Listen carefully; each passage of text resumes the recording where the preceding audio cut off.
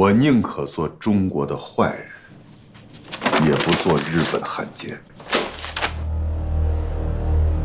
哼！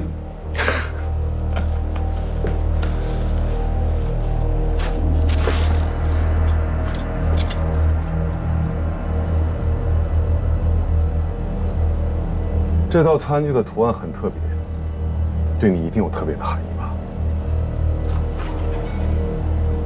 我特意给你留了一个，就当是个念想。为你本不拥有的品质丢失这一切，值得吗？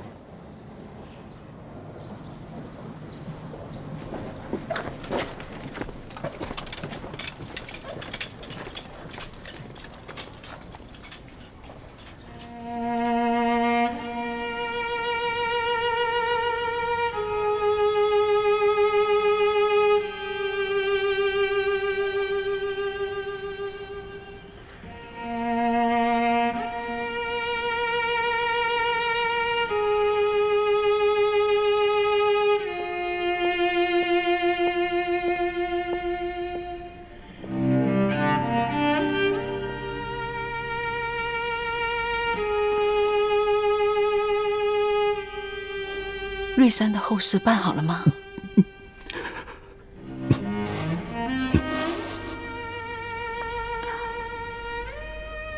那这戏班怎么办啊？走不了了，也没了班主，他们长不了的。不能让他们散了。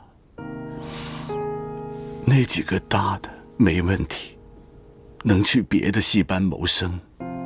小的那些怎么办？散了，就废了。要不，我们再把戏班收回来吧。你不担心风言风语？我不登台唱戏，就不算破坏规矩。以后，我就在戏班子里当个开戏师爷，把自己积攒下来的故事都写出来。好吗？好，我这就去把他们安顿下来。既然走不了，日子还得过啊。我去找老蔡挂个号。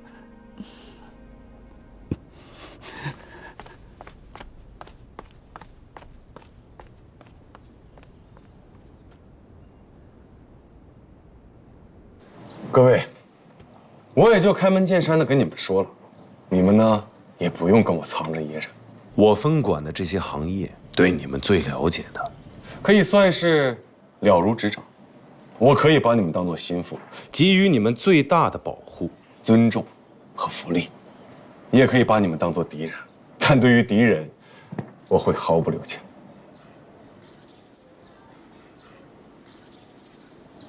各位斟酌一下。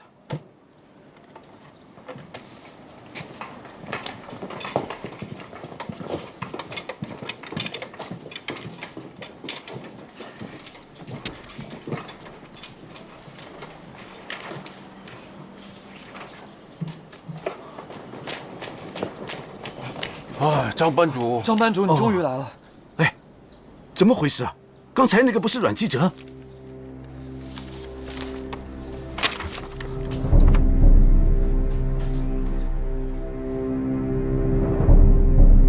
阮非洲不是一般的日本人在服兵役，宪兵报道部也不是一个管宣传的普通部门，实际上是特务机构，任务是配合占领军，从精神和文化层面对我们实施占领。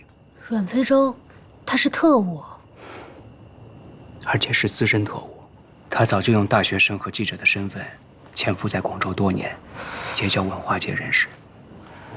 而且他最近频繁在粤剧行业、新闻行业行动，逼着有一定名望的人加入他的汉奸组织，为侵略者涂脂抹粉，粉饰广州的所谓太平景象。那他会不会害我们？至少他会想方设法除掉我，因为我的身份已经暴露了。共产党是坚决抗日的，是日本人要铲除的对象。真是让人后怕，我们竟然一点都没有怀疑过他。师哥，往后你怎么办啊？不怕，我好歹也是有4年党龄的老同志了，从事地下工作，颇有经验。4年？你1934年就当共产党了？你怎么从来都没有告诉过我？那年我在干什么呀？那时我在天台戏院第1次登台，首演是郑映，演的是梁红玉。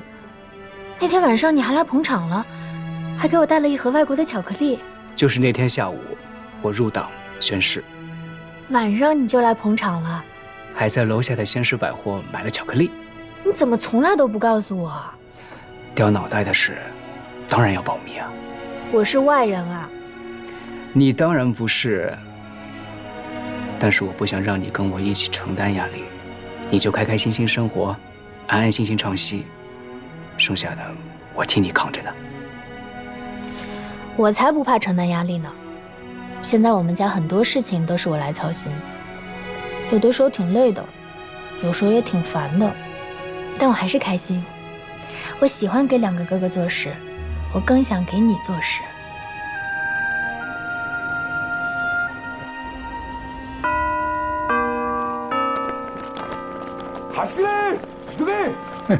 这小日本早上起来就开始巡逻了，想干什么呀？现在码头全换上了日本兵，以前那些英国人都被赶走了。我得让兄弟们缓一缓，别这时候撞枪口上。咱们有批货已经在路上了，实在不行，想办法通知船上的人。金刚舰都投进海里，那损失大了，那也比丢了命强吧？我们红鱼帮这些年一直在跟海关缉私斗，得到的心得是，一旦他认真，咱们就得认命，斗不过的。你别误会，我不是让咱们兄弟去冒险，我是想趁早另作他法，不能再依靠这个了。为什么呀？我只是暂时没摸到日本人的脉。山河，我可不是怕事啊，命要紧，尤其现在。哎，山河说的对啊。其实啊，我早就想提议了，让你们老老实实的做药。哎，想继续做花样丸也可以呀。岭南有的是好药材呀，还找不到代替奎宁的草药。你呀，就好好的研究医术，研究中药和西药怎么才能结合，这才是正道啊。那我们红鱼帮现在就没事了呗？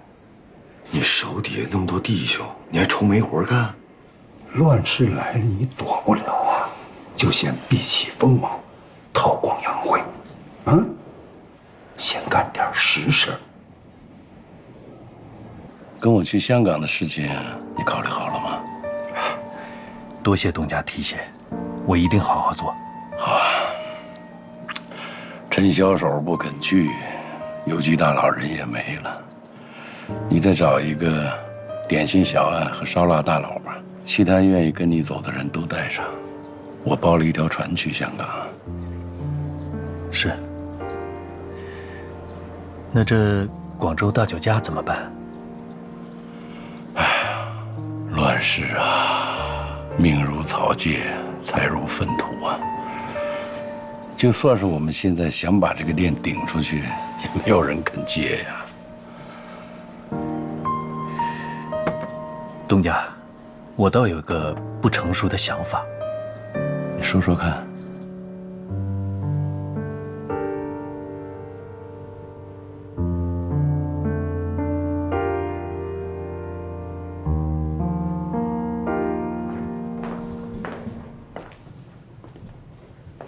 黄师傅，你找我？身上有1块钱吗？啊？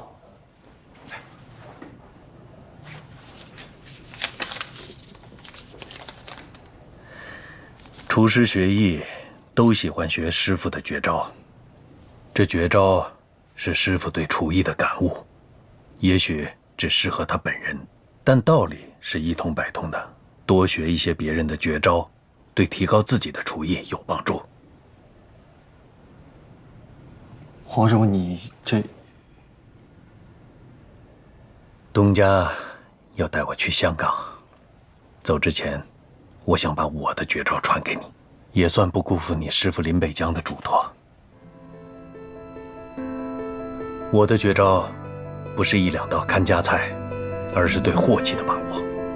在这方面，我有一些心得，所以大家都叫我祸气皇。祸气就是对温度的把控，温度又与食材的特性厚薄、油温、距离远近有关。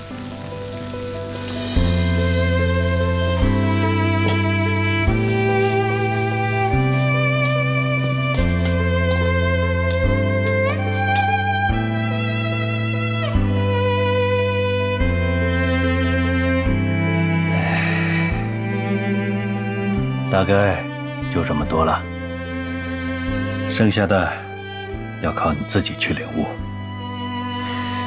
你跟谭耀亨搞的那些新菜，有想法、有创意、有天赋，但不够完美。各家酒楼花钱买的是你们的想法，而不是你的厨艺。你承不承认？确实时间太赶了，食材又贵，我没练好啊。甘甜、鲜甜、爽口，弹牙和味大补。这就好比是练功夫，光有拳谱还不行，还要勤学苦练。我教给你的，恰恰是这一方面的一点心得。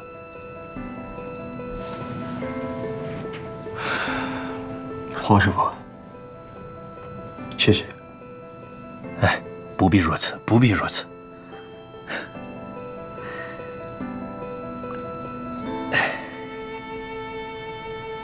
还有1块钱吗？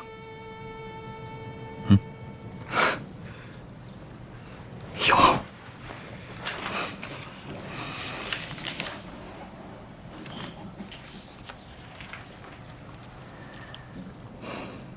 这1块钱是我替东家收的。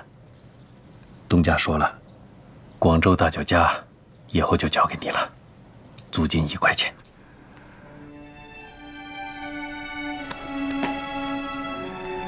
啊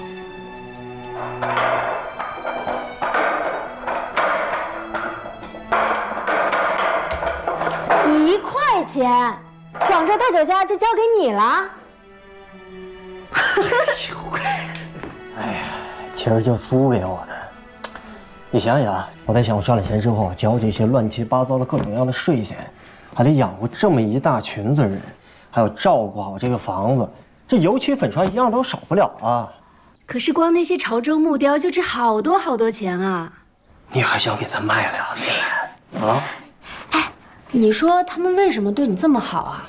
是不是有一个什么丑闺女要嫁给你啊？臭呀！疼！这事儿很简单，你二哥有能力，人品好。谁信你？大哥，我二哥要发财了，他要当广州大酒家的掌柜的了。哎，这话不能胡说。你二哥还是个厨子，这楼面的事啊，我还得再另外找一个人。那我不管，你以后每天都要给我做很多好吃的。你二哥亏待过你吗？嗯？你二哥这个时候拿下广州大酒家，不见得是好事。日本人把最繁华的几个街区给划成了商业区，不允许中国人开店经营，往后的生意不好做。不是在咱们中国人的地盘里面做菜这事儿，我还能怕了小日本了？日本人开店有商业贷款，基本上是零成本。我的成本1块钱。我就是提醒你一句，日本人打过来为的就是钱，为的就是抢夺资源和利益。现在做生意等于是跟他们对着干。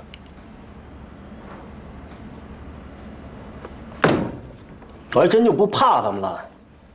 走，妹妹，广州大酒家走一下，从此以后，那就是咱们的地盘了。走了，大哥。哎哎。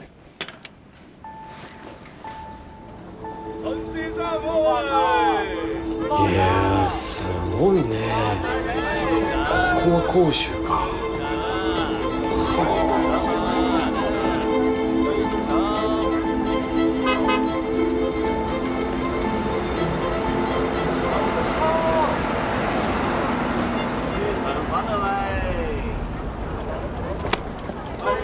小沢。お岡田久しぶりや。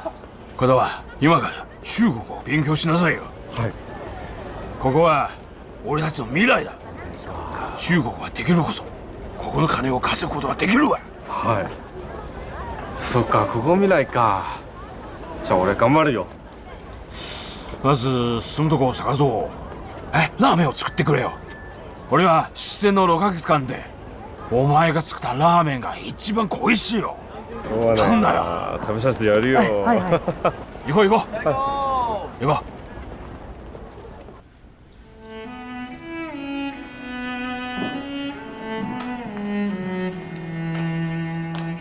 小妹啊，这个小戏台啊，从今天开始交给你了啊，给你的红棉班一个专属的戏台，怎么样？这样能唱出什么名堂啊？这饱吹恶唱，自古吃跟唱它就有关系。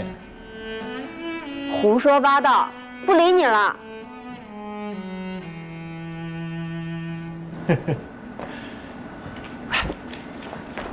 哎呀，咱俩也有合作。我准备搞一个药膳，把这个地方改造一下，全部是明火明炉，就当场做菜做饭。大哥，你得给我提供几个药方子，延年益寿那种。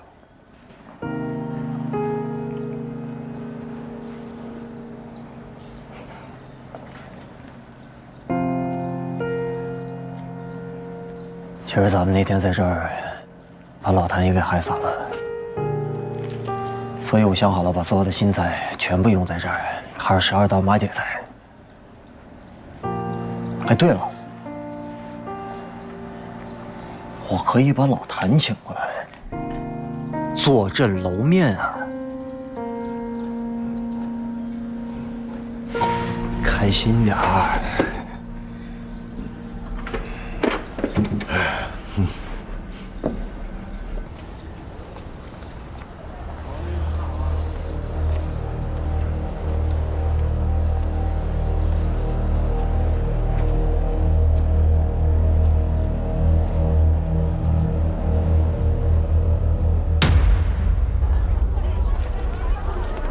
豬腸粉、牛雜湯、豬腸粉嚟。我哋食啲嘢啦。快啲啲啊！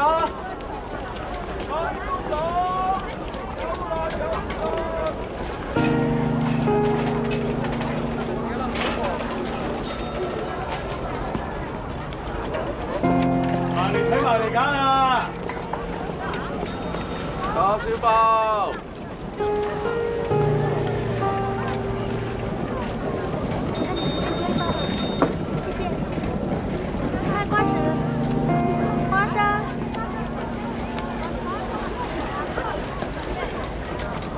睇埋揀啦，啲鹿有好新鮮㗎，你睇下幾新鮮，睇埋揀啦。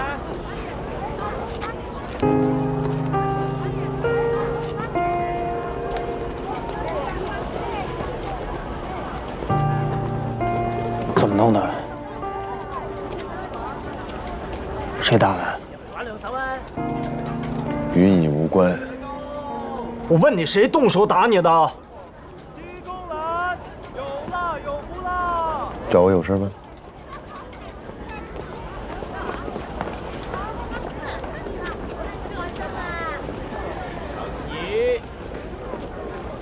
我刚才去你家看过了，门上都上了封条。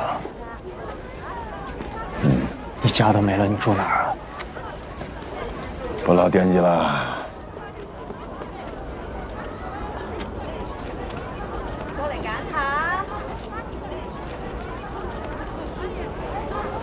老谭，我知道你现在心里还有怨气，你一定很恨我，对不对？但是我没有办法，我父母的仇我必须要报。如果我不报他们的仇，我有什么资格苟活于世呢？我是真的没得选。对不起。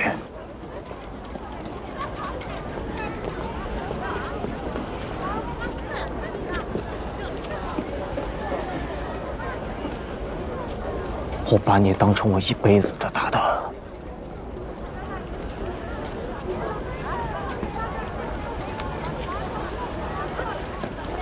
你现在遇到什么难处了，你要告诉我，不管什么事，咱们一起解决，好不好？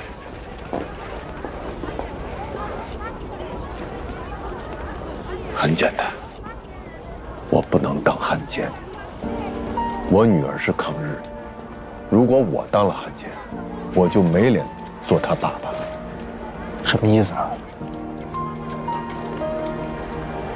前几天，有一个以前做过记者的人，他来找我。他说他现在是日本宪兵报道部的阮非洲。对，我见过他。他非要让我进他组织的一个什么协会，让我给他写大东亚共存共荣的文章，这我怎么可能写呀？那结果他就把我轰出来了。但是我不怕，我有笔呀，走到哪里吃哪里呀。但是没有想到，这个阮非洲跟所有的保管打过招呼，谁都不能刊发我写的文章。他想饿死我。那好吧，那我索性就什么都写，反正我什么都能写。这不，昨天有一户人家办丧事，我给人家写了墓志铭，日本人居然连这个也不让写，而且把我还，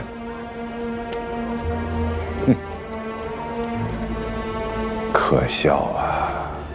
那你接下来有什么打算啊？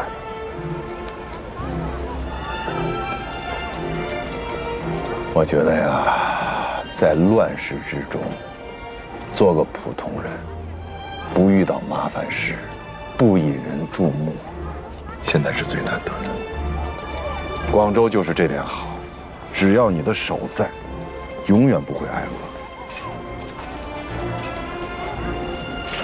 我还记得曾经有一个人跟我说过，他说他只要活着，就不会离开这个行业。那什么是永远呢？我以前写视频是怕美食留不住，我把味道写出来，这是永远。我们俩一起干，我觉得把中华美食发扬光大是永远。可是现在，我现在可以给你一个永远的机会。谢老板把广州大酒家交给我了，你和我们一同经营。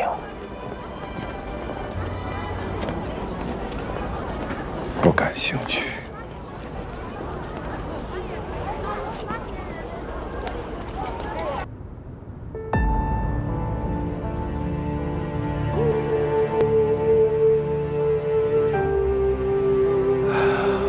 阿芳，答应我一件事呗，广州大酒家今天就不去了。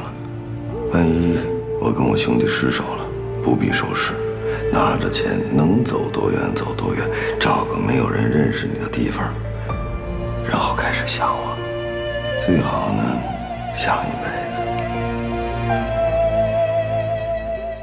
お前通訳しろ。各位街坊，我不是汉奸啊，只是碰巧在这日本央行上班，会说几句日本话，他们就逼我当翻译，我没办法，我不得。他们的意思是，只要这条街上开了日本药铺，就不允许中国人再开药铺了。哎，我们不是新开的，我们在这条街上都开了几十年了，那时候日本人还没来呢。なんだだ？彼の店はこの道でもう何十年営業している。その時は日本の方はまだ来てないです。そんなのはどうでもいい。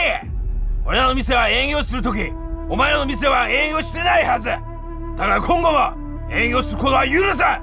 这个是，我们是出去逃难去了，我们回来咋就不能干了？前面。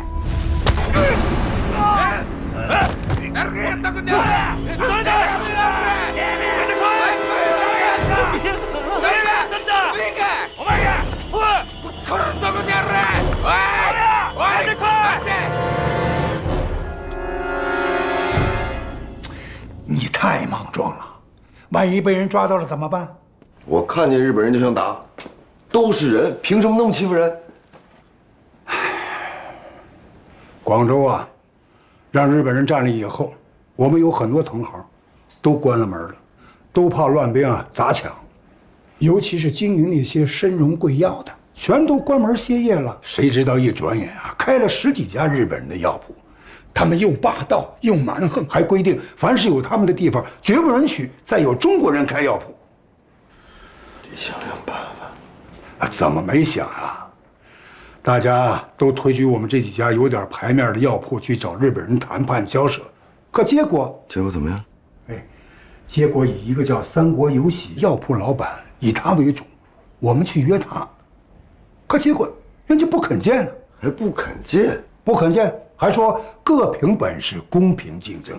他们啊有日本兵拿枪保护着，到处砸我们中国人的药铺。你说哪还有公平竞争可言呢？要是有公平竞争可言的话，那就不叫侵略了。明的不行，背地里头来几下狠的，那也过瘾。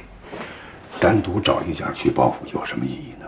那来几下狠的，那是高兴了。可是这么大的中药产业，不能毁在我们这代人的手里啊！所以啊，我们一定要找日本人谈一谈，谈谈规矩，谈一谈不规矩。你刚才说不肯见你那日本人叫什么？三国有喜。Welcome, dear guest. Cheers.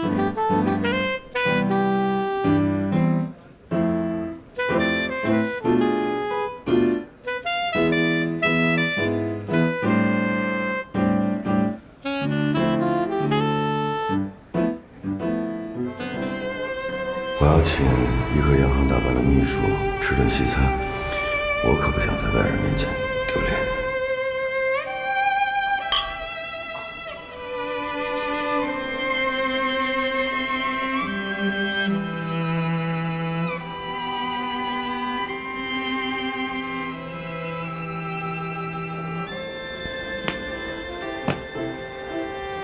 真没想到会收到你的邀请。你是小妹的朋友，冒昧相邀，别见怪。听闻尊夫人因战火罹难，我深表歉意和不安。你要是这么客气的话，我就不好意思张口求你了。不，我非常愿意为你提供帮助。想喝点什么酒？都可以。那我替你做主了。Hello, Brandy, thank you. Enjoy yourself. 谢谢。不知道我能为你提供什么帮助呢？小妹有没有跟你提过，我们陈家在佛山也算是有些牌面，曾经说过一些。中国人讲究孝道，恢复祖上的荣光也算是标志之一。那你想从哪方面入手呢？我想和在惠爱中路上开日本药店的三国有喜交个朋友，不知道能不能帮忙引荐一下。我明白你的意思了，但是这事儿不太好办啊。说说看了。这些日本商人呢，是出于对本国政府的信任，以及对广州未来的期待，才变卖家产、筹措资金来到这里创业的。我们宪兵报道部啊，要保护他们的利益。那你就更应该为我们牵线搭桥了。做生意讲究以和为贵，坐下来商量一下，生意才能做得长久嘛。可以，我可以帮你介绍三国有喜，但是他这个人吧，有点儿怎么说呢？小地方来的，不够通达，不容易讲道理。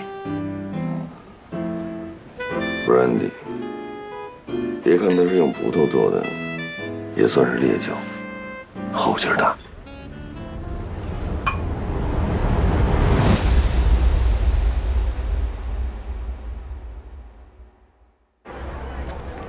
いらっしゃいませ。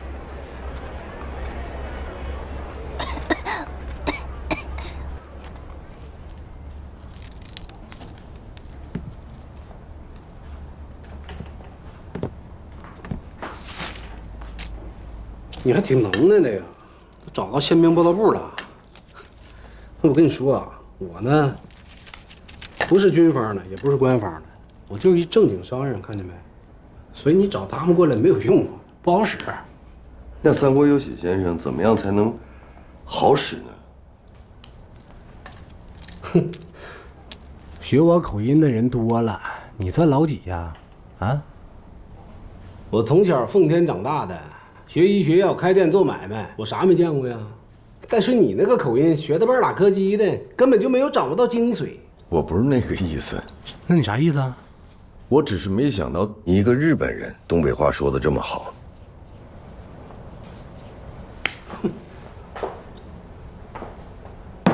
你们中国呀，有句话叫“千里为官只为财”。我呢不是当官的，但我从奉天跑到岭南来也有千里了吧？你觉着我干啥来了？我代表广州药业同道欢迎东北同行。你们日本人到广州来开药铺，我们拦不住，挡不住，不如呢，我们坐下来聊一聊，聊一个章程。日本药铺首推你为代表，所以呢，我想和你聊一聊。你说谈就谈呐？嗯，我欠你的。再说了，有啥好谈的呀？就各凭本事呗。好一句各凭本事啊！你们有军队撑腰，这坏了规矩。有军队撑腰呢，就是我们的本事之一。你们也有军队呀，你找过来让我看看。三国有喜先生，你行了，你今天来干啥的？我知道，我也就实话告诉你，我来广州呢，就是要一统广州乃至广东全境的中西药生意。你们要么就线上药铺和药方啥的拖避我们，要不你就有招想去，没招死去吧。不给留条后路。你这性格也挺倔强。你叫陈山河是吧？行，你今天能来找我，我就给你留条生路啊，省得你以后说我不近人情。你是不是有一家做法冷丸的药厂啊？有，归到我门下。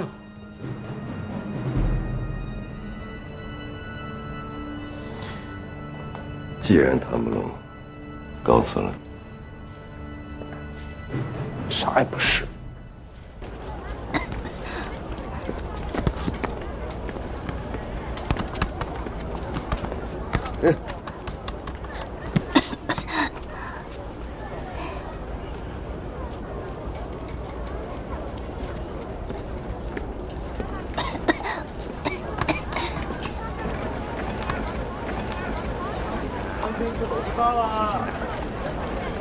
仔高，埋嚟睇埋嚟揀啊！打小包。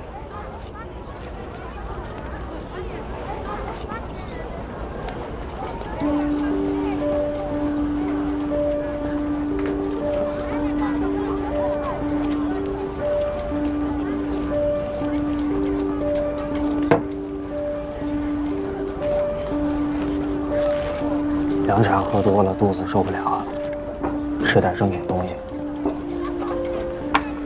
不要打扰我写字种钱。广州大酒家的正事不干，你写这个，我引以为荣。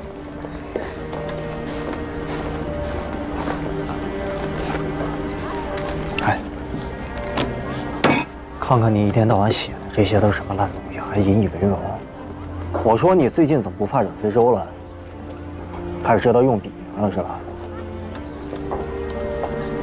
邱月明，岐山女子崂山奇遇，与蛟龙暗结珠胎。浪禅，罗浮山艳史。数咒，武当13剑，这我还真看了一点，还不错，对吧？你还对吧？最夸张的是这个岭南逍遥生，吴光艳史。老谭，你想什么呢你？我来给你念一段。哎，这样有意思吗？我是怕你文如其人。你胡扯！你有没有想过，有一天你女儿看到这些，她会怎么想你？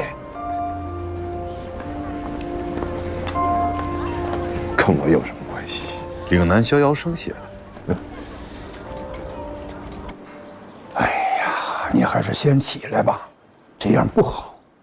来，起来。这个药房停工啊是暂时的，等过阵子复工，会通知大家回来。你先自己出去找点事儿做。你看你还年轻，再说又在咱们这儿学了不少的本事，出去找点事儿做还是不难的嘛。快回家吧，家里该着急了。孩子，听东家的，回去吧啊！不要，我不要。跟你客气什么呀？都是一起做工的，你还教我风火蜡丸呢，同气连枝。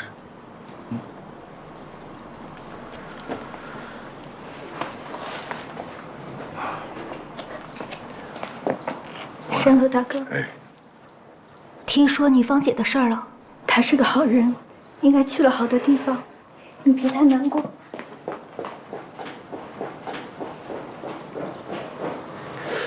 不是，他是叫小菊对吧？是小菊。你说钱我都给他了，还拿话戳我心窝子，都你安排的吧？你太不地道了。不是我得罪你了。行了行了，别扯这些没用的了。跟日本人谈生意谈的怎么样了？那个，我见过这个三国游戏了，油盐不进，野心太大，说要垄断整个广东药业。日本商人看上咱们岭南的药草，是要收购加工制成丸散高丹，而且还要在咱们这个最好的地段啊开药铺啊，甚至还要巧取豪夺各家的中药秘方，吞并店铺，霸占市场，直到把我们都逼死。我想啊，就从这个三国游戏开刀，擒贼先擒王嘛。我从他们家走的时候，我看到门口有一小孩病殃殃的，我就顺便打听了一下，怎么样？那是他儿子。1年前突然生病，高烧惊厥，寻遍东北名医，都说得吃咱们广东的老字号的活络丹，便带着这孩子千里寻药。咱们这活络丹还真的管用，但是病程太久，沉疴难进，没治利索。他又打听到有人这手里头有一颗上百年的老活络丹，药效更强，能去根儿。这个三国游戏，他怕别人知道这个事儿，哄抬物价，他都是私底下打听的。自作聪明，这种百年老药不会因为他要就会抬价，不用抬价，有价无市，除非家里揭不开锅了才会卖了。你知道这药在谁手里？不知道，也不值得。再说他们也不配。老太，跟我一起撑起广州大酒家吧。但做人就要有滋有味有尊严啊！你这么靠写这些东西苟活下去有什么意义呢？跟死了有什么区别啊？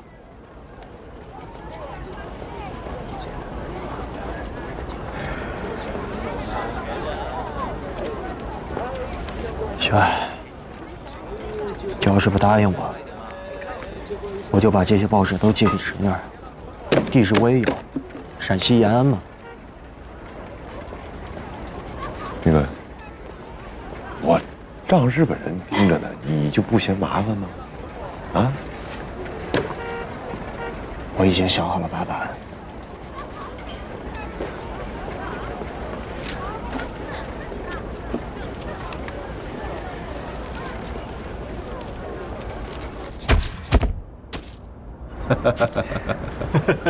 好，各位远道而来的报馆同仁、酒家的朋友，我谭某这半生啊，离不开报馆和酒家。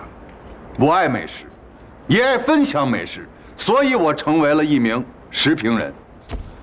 承蒙抬爱啊，诸位把铁嘴这个称号送给谭某，但是谭某受之有愧，因为我觉得我的这张嘴不够硬。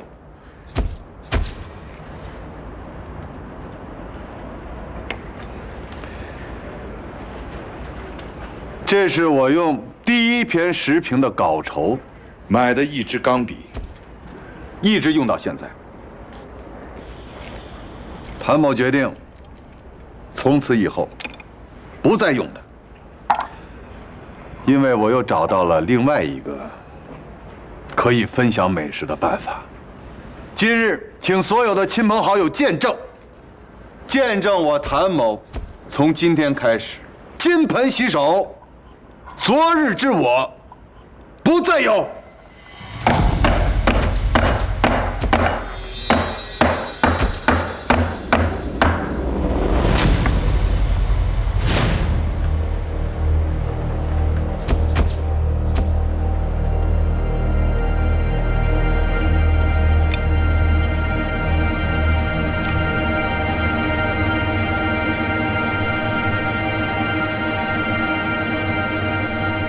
谭先生，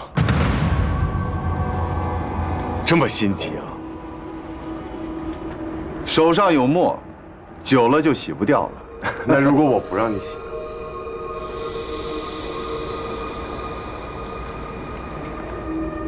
何必呢？啊，笔已经砸毁了，何必强人所难呢？再说了，我不在乎。